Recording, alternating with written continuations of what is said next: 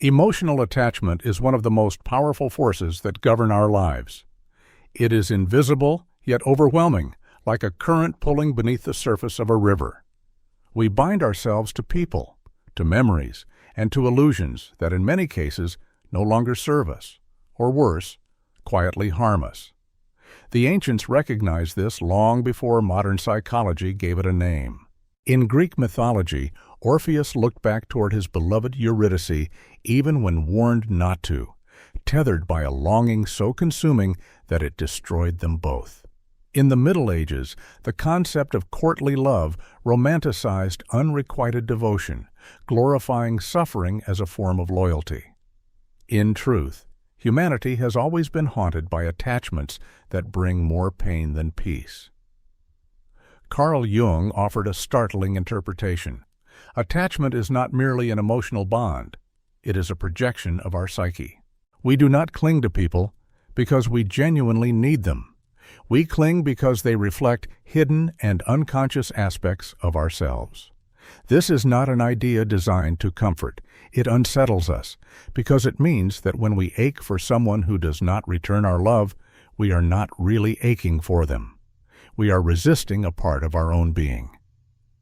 Jung discovered that the human psyche is composed of multiple facets, some acknowledged, others carefully hidden. Those hidden facets he called the shadow. The shadow is the repository of everything we have repressed, emotions, desires, fears, traumas, that we prefer not to face. When we attach ourselves to someone who withholds affection or fails to nurture us, it is not their indifference that binds us, but the shadow within us crying out for recognition. In a paradox both cruel and liberating, the grip of unreturned love is often nothing more than our own neglected self demanding to be seen. Modern culture continues to mirror this trap. Consider how advertising thrives on projection. A cologne commercial does not sell a fragrance, but confidence, power, sex appeal. We do not purchase the object, we purchase an illusion of wholeness. Likewise, in relationships, we do not always love the person before us. Instead, we fall in love with what we believe they represent. Perhaps they embody the freedom we deny ourselves, the ambition we have yet to cultivate, or the warmth we never received in childhood. This is why letting go is so devastating. It feels less like losing another and more like amputating a part of ourselves. But Jung insists that this is the great deception of attachment. The bond feels sacred, but often it is a hall of mirrors. What appears to be the face of another is in fact the reflection of our unmet needs. To cling is to mistake projection for love, shadow for reality. And until we learn to see through the illusion, we remain prisoners of our own unconscious. Throughout history, poets and prophets have warned us of this mistake. The Buddha taught that attachment is the root of suffering, not because love itself is flawed, but because we confuse love with grasping. Shakespeare's tragic characters, from Othello to Romeo, were undone not by love itself, but by illusions born of their own minds. These warnings echo Jung's insight. What we cannot release outside of us reveals what we refuse to face within. Thus, the first step in unraveling this labyrinth is to admit a difficult truth. When we hold on to someone who does not love us, what binds us is not their presence, but our projection. And when the chain feels unbreakable, it is because the shadow has woven itself into the bond. Letting go, then, is not just detachment. It is the beginning of self-discovery, the painful but necessary act of retrieving the fragments of ourselves scattered across the faces of others. If attachment is the mask we wear, then the shadow is the dimly lit stage behind it. Carl Jung described the shadow as a vault where we store the parts of ourselves that do not fit with the image we want to project to the world. It is the jealousy we suppress, the anger we disguise, the neediness we deny, and the wounds we bury so deeply that we forget they are there at all. Yet they do not vanish. They lurk, waiting for recognition, and often they find their way into our relationships. When we remain entangled in bonds that hurt us, it is often the shadow's doing. It is not the warmth of the person we cannot let go of, but the way they ignite the wounds we refuse to confront. A cold partner awakens the memory of a distant parent. A dismissive lover calls forth the fear of being unworthy.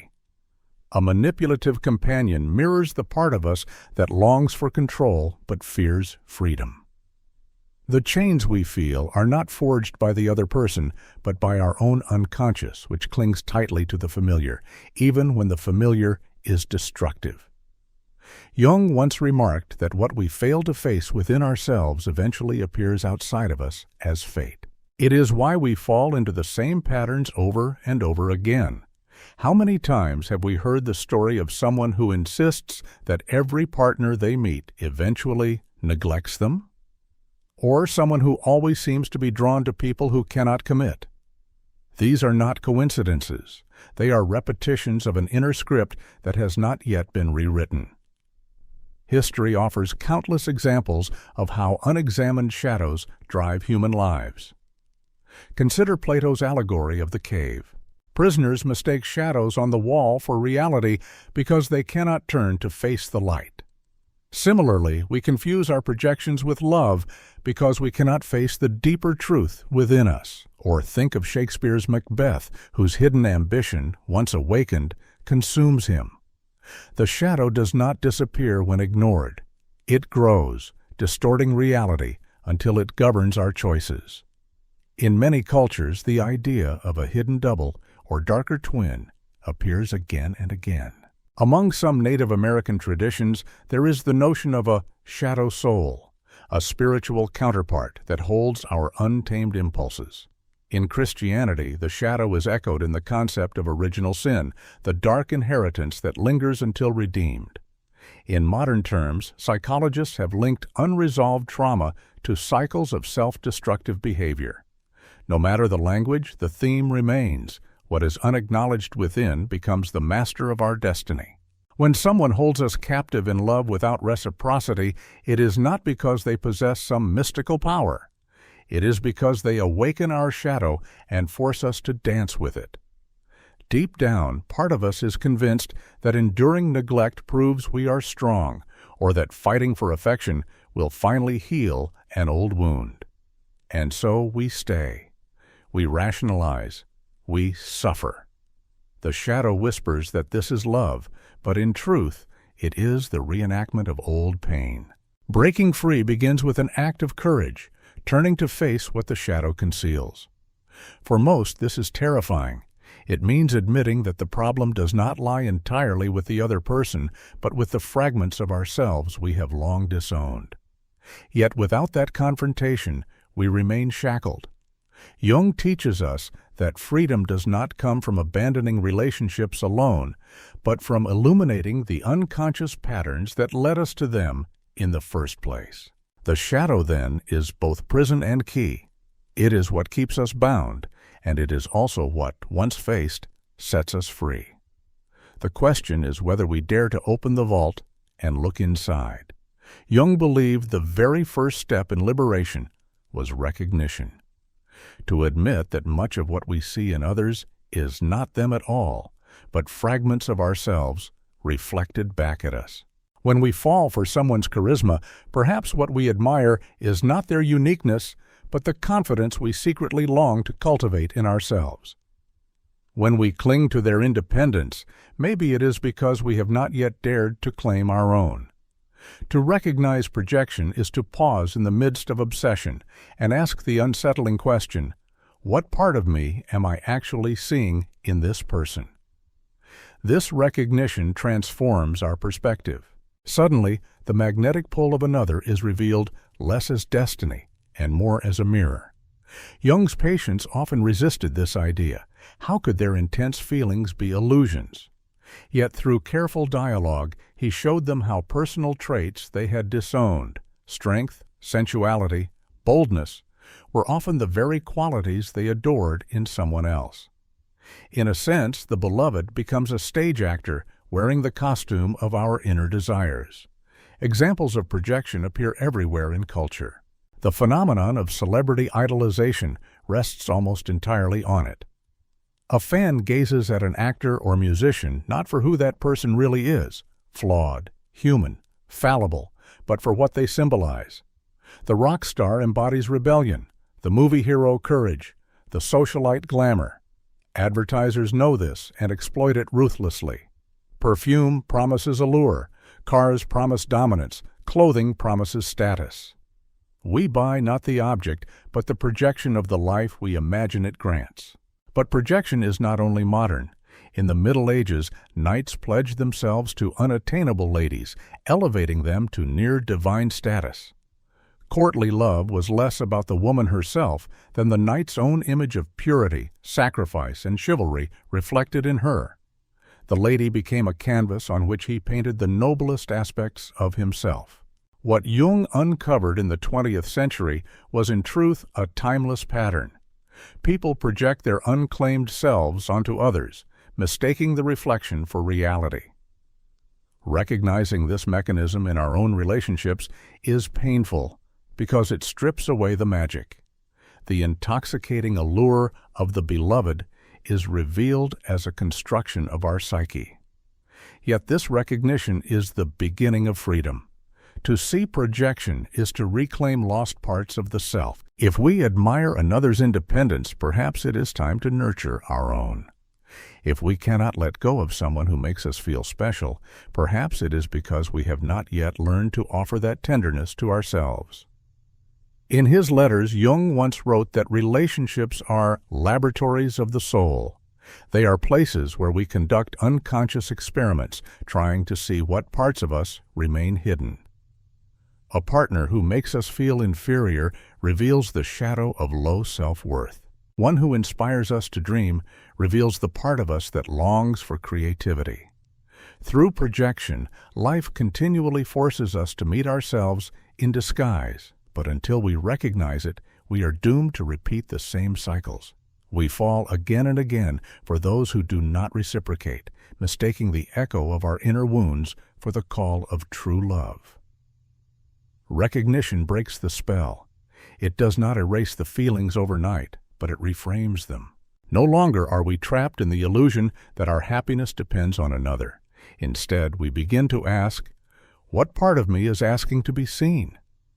To recognize projection is to hold up a mirror not only to the person before us, but to ourselves. It is the brave acknowledgement that the love we thought we were chasing outside of us has always been waiting within. Recognition alone is not enough. Once we see that projection shapes our attachments, Jung urged us to take the harder step, confronting the shadow directly. This is not a polite glance into the mirror, but a descent into the cellar of the psyche, where dust-covered memories and long-ignored wounds wait like restless ghosts. To confront the shadow is to ask why we repeatedly enter relationships that diminish us, why we tolerate neglect, why rejection feels almost familiar. Patterns tell the story more clearly than words. Some find themselves endlessly drawn to partners who belittle them, while others always seem to love people who are already unavailable. On the surface, these choices appear irrational. Why would anyone choose pain? But the shadow thrives on repetition. If a child once felt invisible in a household where love was scarce, adulthood may unconsciously seek the same pattern again, not because it brings joy, but because it feels known. The shadow clings to the familiar, even if it is destructive. Psychology outside of Jung has echoed this truth. Attachment theory, developed decades after him, shows how early bonds with caregivers shape our expectations of love. An anxious child who must fight for attention may later cling desperately to lovers who withhold affection. A child ignored may grow into an adult who mistakes neglect for intimacy. The shadow is not just an abstract idea, it is rooted in lived history, in the texture of childhood nights when comfort did not come. Cultural traditions, too, reflect this confrontation with hidden wounds. In Roman Stoicism, strength was taught as the discipline of examining one's fears without flinching, believing that what is faced loses its power. In Japanese culture, the concept of hansei, deep self-reflection, demands that one acknowledge faults openly to grow.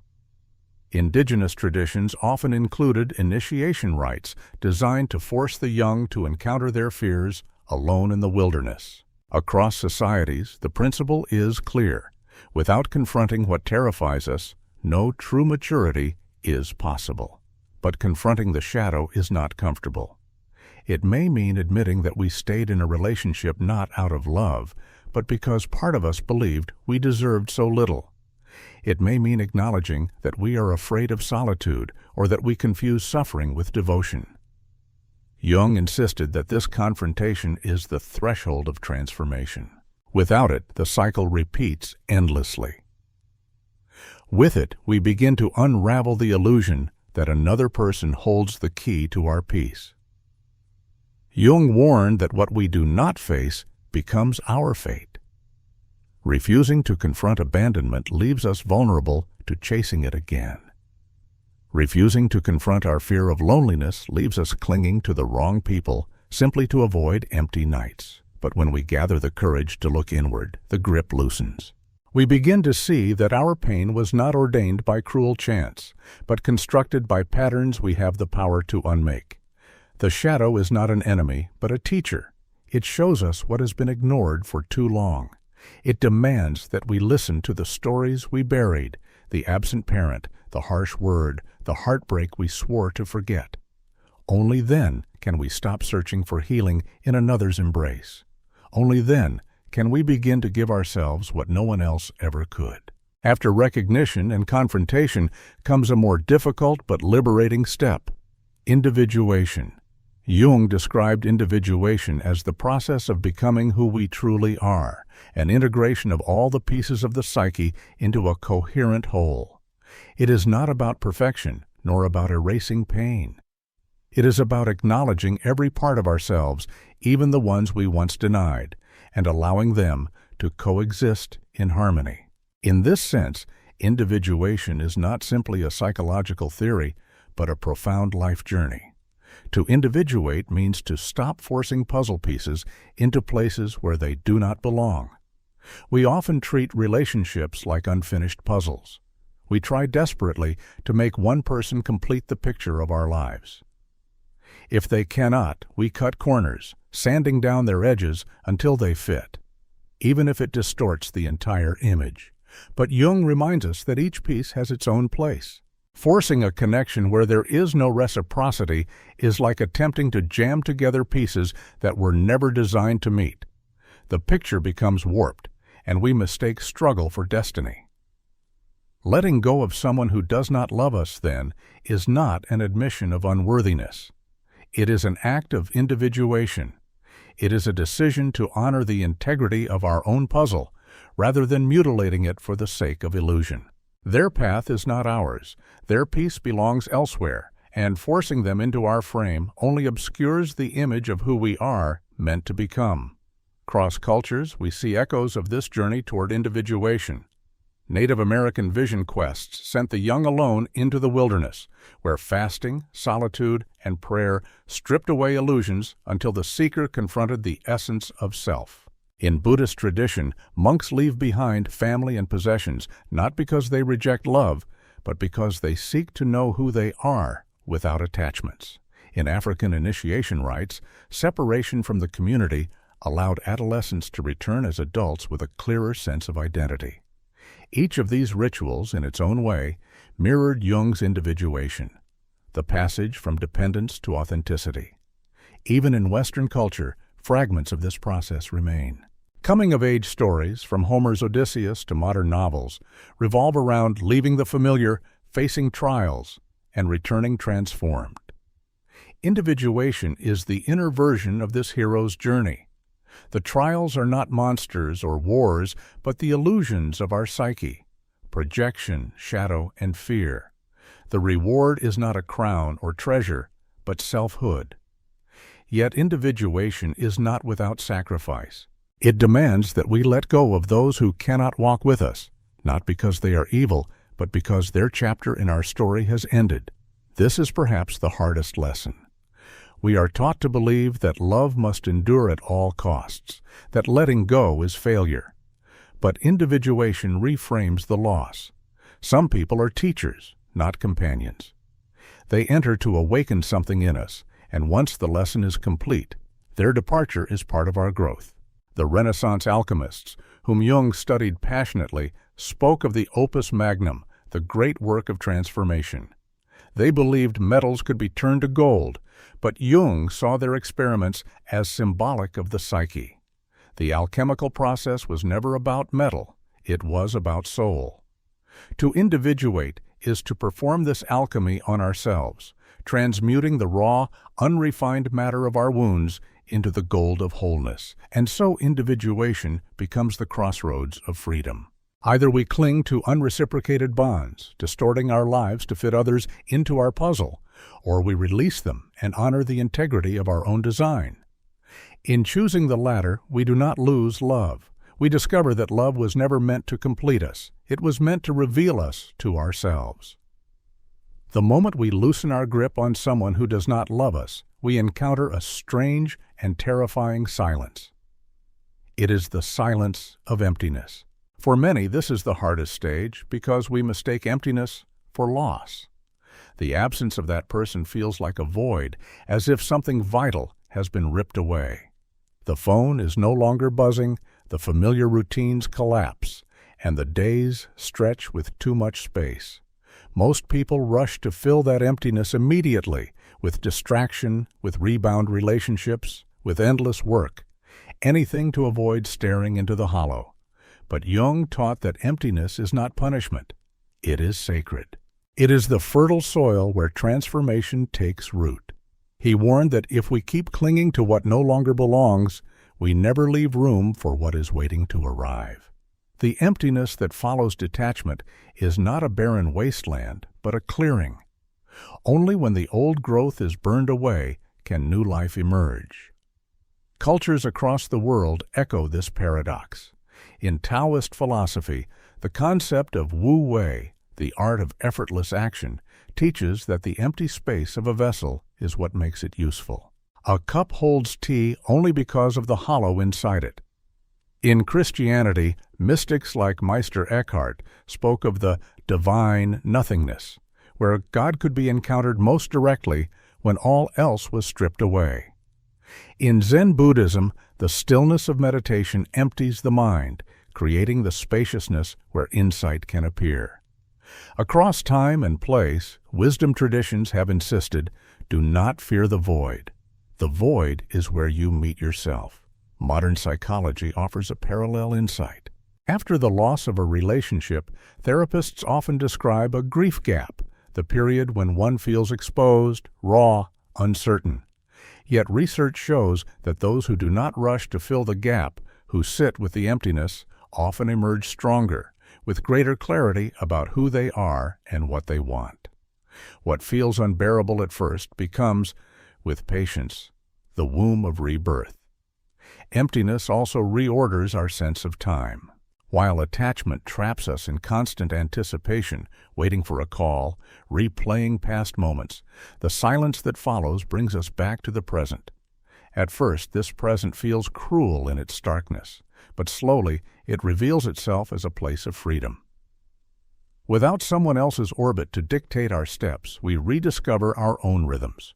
We find what music we like without compromise, what routines nourish us, what dreams had long been shelved. This is why Jung insisted that emptiness must be embraced, not feared. To run from it is to flee from the very ground of transformation. To embrace it is to prepare for something greater than what we lost. The paradox is simple but profound.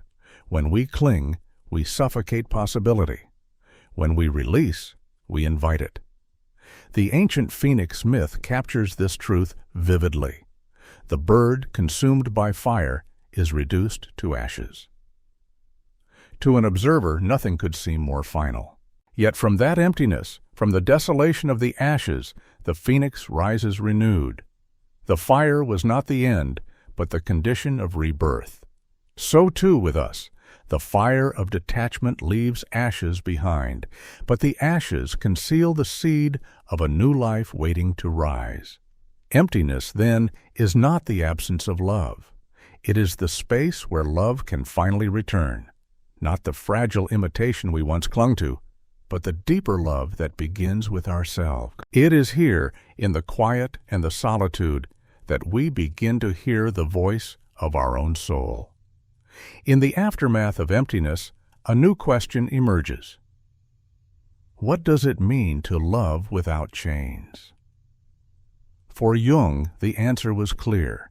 True love can never be confused with dependency. Dependency demands, clings, and fears. Love releases, trusts, and allows. The distinction may sound simple, yet entire lives have been spent confusing one for the other. Dependency whispers, "I need you to feel whole." It measures worth in texts returned, in gestures reciprocated, in the fragile reassurance that another will not leave. But genuine love is of a different nature. It arises not from lack, but from abundance. It does not say, "I need you," but rather, "I choose to share myself with you." This is why detachment is not the end of love, but its purification. By loosening the grip of dependency, what remains is a form of love that is free, resilient, and enduring. History offers striking contrasts. For centuries, marriages across Europe and Asia were arranged not from love, but from necessity, property, family alliances, economic security. Dependency was written into the institution itself. Only in the last 200 years, with the rise of romanticism and individualism, did love become linked to personal choice. Yet even as we celebrated true love, many of those unions still bore the marks of dependency, with men and women alike taught that their identity rested in another's arms. The confusion persists to this day. Freedom in love does not mean indifference. It does not mean detachment so radical that one no longer feels. Rather, it is the recognition that our peace does not hinge on another's approval. To remain in a relationship where love is not returned is not devotion. It is dependency disguised as virtue. Jung would remind us that peace is more valuable than the endless struggle to be seen by someone unwilling to look. Examples abound in literature. Think of Emily Bronte's Wuthering Heights, where Heathcliff's obsession is often mistaken for love. In truth, it is dependency at its most destructive, consuming both him and Catherine. Contrast this with Rainer Maria Rilke's reflections in Letters to a Young Poet, where he describes love as two solitudes that protect and border and greet each other. Here, love is freedom, two complete beings meeting, not two incomplete beings clinging. To cultivate this freedom requires discipline. It means practicing the art of letting go when affection is not mutual. It means valuing inner peace above outer appearances. It means trusting that solitude is not a verdict of inadequacy, but an affirmation that one's worth does not depend on being chosen. When we embrace this freedom, we find that the right kind of love begins to approach. Love that is mutual, respectful, and unburdened by chains. At its core, freedom over dependency is not just about relationships. It is about the way we walk through life. To live free is to refuse the illusion that our completeness lies elsewhere. It is to stand firmly within ourselves, and from that ground, to share love that liberates rather than binds. And in that kind of love, there is no fear of loss, because nothing essential can ever be taken away. To let go of what binds us is not only an ending, it is a metamorphosis. Jung saw detachment not as a cold refusal of love, but as the beginning of rebirth. When we stop clinging to illusions, when we dare to confront the shadow, when we refuse to mistake dependency for devotion, something shifts at the deepest level of the psyche. We discover that the person we thought we could not live without was, in truth, a mirror. And when the mirror is gone, we finally see ourselves. Transformation is not tidy. It arrives in fragments, nights of sorrow, days of doubt, flashes of clarity. One moment we feel strong, the next undone. But just as a caterpillar dissolves into formless liquid before becoming a butterfly, the psyche too must disintegrate before it can reform. Jung drew heavily from alchemy to describe this process. The alchemists called it nigredo, the blackening, the stage of decay where matter breaks down. To the alchemist, it was a necessary prelude to transmutation. To Jung, it was a symbol for the breakdown of old identities, the crumbling of illusions that clears the way for new life. Cultures have long told stories of transformation through suffering. In Ovid's Metamorphoses, humans become trees, birds, rivers, each change born of grief, yet each a form of release. The myth of the phoenix, consumed in fire, rising renewed from ashes, echoes the same truth. Death is never final, but a passage. Even in Christianity, the crucifixion is followed by resurrection. Humanity has always intuited what Jung made explicit. That loss, endured fully, is the threshold of rebirth. In modern terms, psychologists speak of post-traumatic growth, the phenomenon where those who endure great loss or pain often emerge with deeper wisdom, stronger resilience, and a clearer sense of purpose. It is not that suffering is good in itself, but that within it lies the possibility of transformation. Jung's language of individuation was his way of describing the same truth. Out of the crucible of pain comes a more integrated self, but self-discovery is not a single revelation. It is a process of gathering the scattered parts of ourselves, piece by piece. Perhaps we realize that the confidence we admired in another is something we can now nurture within. Perhaps the tenderness we longed for is something we can learn to offer ourselves. Perhaps the emptiness we feared becomes the space where creativity blossoms. Each recognition is a step toward becoming who we always were but had not yet dared to claim. And then, quietly, a new strength appears. We no longer scan every text message for hidden meaning. We no longer measure our worth by another's glance. We no longer fear solitude because solitude has become our teacher. Transformation has taken root. What once felt like death now reveals itself as birth. Jung would call this individuation fulfilled, the moment we cease living as fragments and begin to live as a whole. And from this wholeness, love no longer binds us in chains. It flows freely because it is not sought in desperation, but shared in abundance. When a relationship ends, especially one where love was not returned, our first instinct is often bitterness. We replay conversations, catalog betrayals, and tell ourselves stories of injustice. But Jung, like many before him, suggested another path: gratitude. Not gratitude for the pain itself, but for the lessons it carved into us. To practice gratitude is to reclaim power, to transform what felt like waste into meaning. Every relationship is a teacher. Some reveal our capacity for joy. Others expose the depth of our wounds. Some give us courage, others patience. And some, perhaps the hardest of all, force us to see the parts of ourselves we had abandoned. When we recognize this, closure ceases to be about revenge or vindication. It becomes about integration. We no longer ask, "Why did this happen to me?" Instead, we ask, "What did this teach me about myself?" Ancient wisdom traditions echo this approach. The Stoics counseled acceptance of fate, insisting that events are not inherently good or bad, but become so through our interpretation. Indigenous cultures often viewed endings not as failures, but as part of a cycle: life, death, rebirth. In Buddhist practice, meditation on impermanence reminds us that clinging to what has passed is like holding water in our fists. The tighter we grip, the quicker it escapes. Gratitude, by contrast, opens the hand and lets the water flow. Gratitude also protects us from the corrosive loops of what if. How many nights are wasted in imagining if only we had said something differently, been more attentive, less demanding, more patient? But Jung reminds us, the past cannot be altered.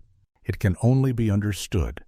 And once it is understood, it loses its power to wound. Gratitude reframes the story. Instead of seeing the time as lost, we see it as a lesson that refined us. This is not to deny the hurt, Pain remains real, tears still fall, and scars do not vanish overnight. Gratitude does not erase suffering. It transforms its meaning. It allows us to hold both truths at once, that something hurt us and that it helped us grow. In this way, gratitude becomes the bridge to closure. Closure, in Jung's sense, is not forgetting. It is not pretending the person never mattered. It is acknowledging that they mattered deeply, but that their role is complete. They were a chapter, not the entire book. Gratitude lets us close that chapter gently, without tearing out the pages. When we practice this, bitterness softens into wisdom. We find ourselves less entangled in resentment and more open to the future. And slowly the story shifts. Instead of narrating our lives as tales of betrayal, we begin to tell them as stories of growth. The person who did not love us becomes, paradoxically, a guide. They led us back to ourselves. In this light, closure is not about sealing the door forever, but about walking through it with understanding. Gratitude becomes the key that locks the past without chaining us to it. And once the door is closed, we are free to step into what waits beyond.